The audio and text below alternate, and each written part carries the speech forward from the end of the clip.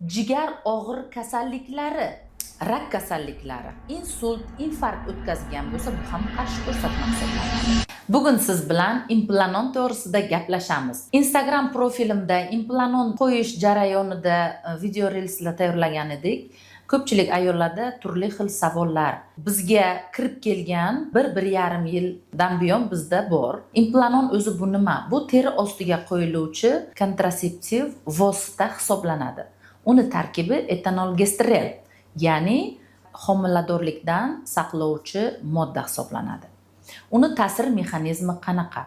U to'g'ridan to'g'ri tuxumdonda ovulyatsiya jarayonini to'xtatib, bachadon bo'yni shilliq qavatini quyuqlashtirib, homiladorlikni oldini oladi. Bu adabiyotlarda 99% homiladorlikdan saqlaydi degan ma'lumotlar mavjud. Implanonda qo'yish uchun to'g'ridan to'g'ri ko'rsatmalar va qarshi ko'rsatmalar mavjud. Demak, birinchi biz qarshi ko'rsatmalar haqida gaplashamiz, chunki eng ko'p shu haqida savol berilgan. Nega siz faqat yaxshi tarafini qilyapsiz? Yomon taraflarini ham aytib o'ting, kimga qo'ysa bo'ladi, kimga qo'ysa bo'lmaydi degan turli xil savollar ham mavjud. Demak, aytib o'taman. Qarshi ko'rsatmali holatlar.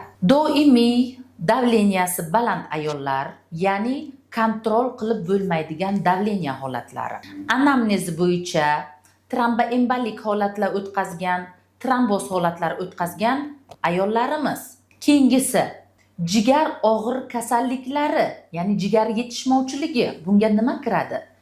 Sirroz pechin, jigarni turli xil dekompensativ holatlari. Agar jigar funksiyasi, masalan, ayrim bemorlarda bo'ladi, gepatit B, gepatit C bo'lishi mumkin. Bu bemorlarda o'sha bioximik analizlar tekshiriladi. Agar bioximik analizlar yaxshi chiqadigan bo'lsa, qo'ysa bo'ladi. Yana bir sababchi faktorlardan bachadondan noma'lum sabab tufayli o'z-o'zidan qon kelib turish holatlari. Yana bitta qarshi ko'rsatma holatlaridan homiladorlik, bu o'z-o'zidan aniq.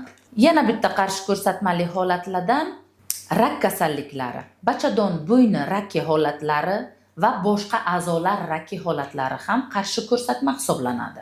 Anamnezi bo'yicha bemorda insult, infarkt o'tkazgan bo'lsa, bu ham qarshi ko'rsatma hisoblanadi. Va kimga mumkin?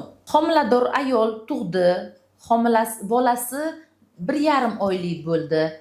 O'zi tabiiy yo'l bilan tug'di yoki bo'lmasam kesar kesish yo'li orqali tug'di. Bola 1,5 oylik bo'lgandan keyin bemalol qo'ydirsa bo'ladi. Bu emizish davrida sutga ta'sir qilmaydi. Implanon qo'yganda ayol kishi semirmaydi. Chunki buni tarkibida estrogeni yo'q. Yana qarshi ko'rsatmalardan nima bo'lishi mumkin? Qandli diabet asoratli holatlari va og'ir ruhiy kasalliklar.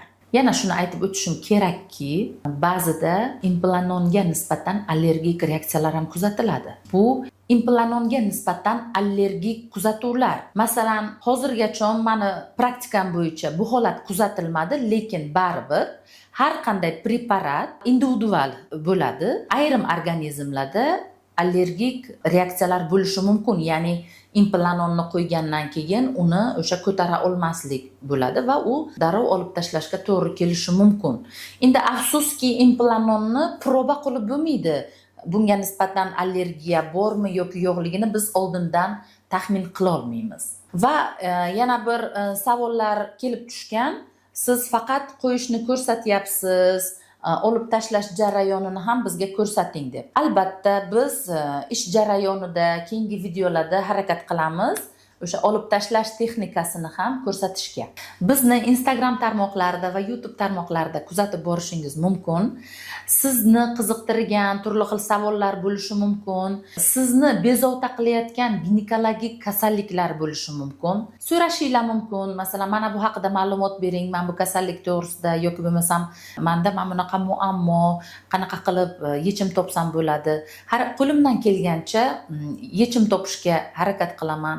Qo'limdan kelgancha sizlarga yordam berishga harakat qilaman.